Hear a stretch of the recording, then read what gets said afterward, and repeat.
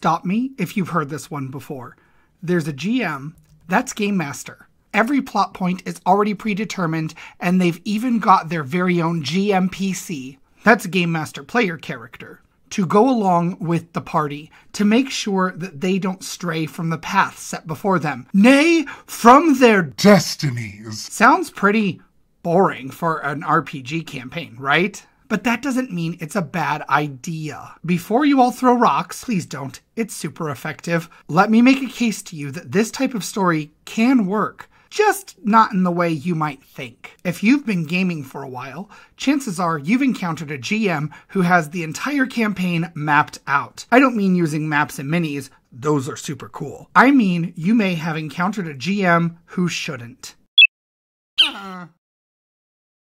See, in my opinion, what makes a good RPG campaign is the ability to manipulate events. That's why we all love Baldur's Gate 3. There are so many avenues to changing the course of the main story. Even in the minutia, there's so much to influence with your player character. That's because, just like in any good RPG campaign, the player characters are the main characters. And in every good story, the main characters shape and influence events. There are consequences for their actions. It makes things feel special when you directly impact the outcome of an event. But some GMs don't like giving up control like that. They struggle if the players diverge from what they had planned. Sometimes they might even force things to go in a specific direction. These GMs put a lot of love into their worlds and stories and characters. They might even have their own character they play in the narrative,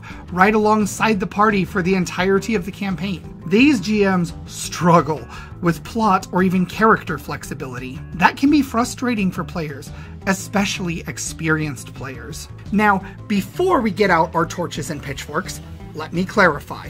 I don't think that GMs who shouldn't come from a place of malice, at least not very often. Usually, these people have elaborate and complex stories with specific emotional beats they want to hit, or particular facets of their worlds they want to show off. They want to share their stories with people, and that's a great aspiration. But there are a lot of different ways to go about sharing a story. Running a TTRPG campaign is just one of those. We love stories around here.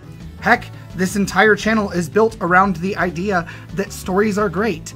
We love exploring the overlap between RPGs, books, movies, you name it. Because of that overlap, some people who are more familiar with one mode of storytelling might think that they want to stay there in their comfort zone with things they find familiar, when really they should consider branching out, expanding their storytelling repertoire. And this goes both ways. Sometimes RPG players and GMs want to tell a more narrow, specific, or controlled story with predetermined moods, characters, and outcomes. These people should consider branching into writing. Similarly, sometimes people who love reading think of a great world setting with rich lore and a solid vibe, but they might not know what characters or plot lines to put in that world. So they write about all this amazing epic world with rich cultures and deep lore that sadly sits in a 1,000-page Word document, never to see the light of day. These people might make better GMs than authors, but sometimes things are more muddy, less defined. Let's say you have an idea for a story, but you're not sure how to share it with the world. Framing is everything. Thankfully, my flock of nerds, I've thought of 5 quick and easy questions to ask in helping you decide if you should write a book or run an RPG campaign. Does your story take place in an existing world? If so, you might fare better adapting that world into a TTRPG campaign. Fanfiction is great, but you won't ever be able to monetize a book using copyrighted materials, and even fanfiction risks being taken down in these turbulent times. But with an RPG campaign, you can share your story with a group of people who will be able to give you immediate feedback. And heck, you might even be able to monetize your ideas if you go with a place like DM's Guild or Drive-Thru RPG. Do you already know what characters you want to present or what happens in the plot? If this is the case, you probably want to write a book. Sometimes heavily structured RPG campaigns work, especially for newer players or children.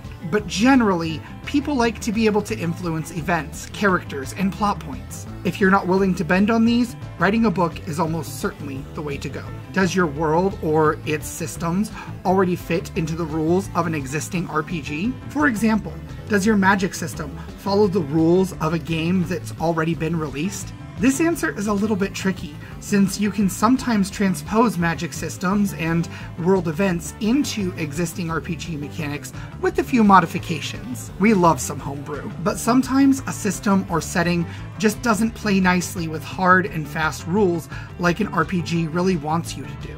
I'm gonna say, usually the weirder the magic system, the less likely it is to fit into RPG mechanics. Soft magic systems, that is, magic systems without a lot of rules in place, are also more difficult to codify with an RPG than magic systems with more defined rules and structures, or harder magic systems. Do you have friends to game with? This feels like a baseline, but you'd be surprised how difficult it is to coordinate schedules, especially if you're dealing with adults. If you want to play a TTRPG, you usually need people to play with. So if you don't have a game group, you might consider writing that novel. But wait, there is a caveat here. People with prepared campaigns readily find RPG groups who want to play. There are a lot more players than GMs in the world, and if you've already prepared a game, finding a group might be as easy as moseying into your FLGS, that's friendly local game shop, and offering to run a thing for some people. If you live in a rural area, or maybe your town doesn't have an established RPG group or a game shop, you can find tons of communities online. Places like Discord servers, Facebook, Reddit, even Twitch. You'd be surprised how much response you get when you put out your feelers, offering to run a game for people. The last question is possibly the most evil of them all. Do you have the time to play a game? I feel attacked. We all have busy lives, and scheduling is the ultimate campaign killer, even more than Strahd. If you're writing a book, you can sit down, write a bit, then get up and go about your day at your leisure. How much time you spend and when is yours to decide. That flexibility doesn't exist with a game. Not only do you have to carve out at least an hour, bare minimum, to run a session, but you then have to coordinate with other people.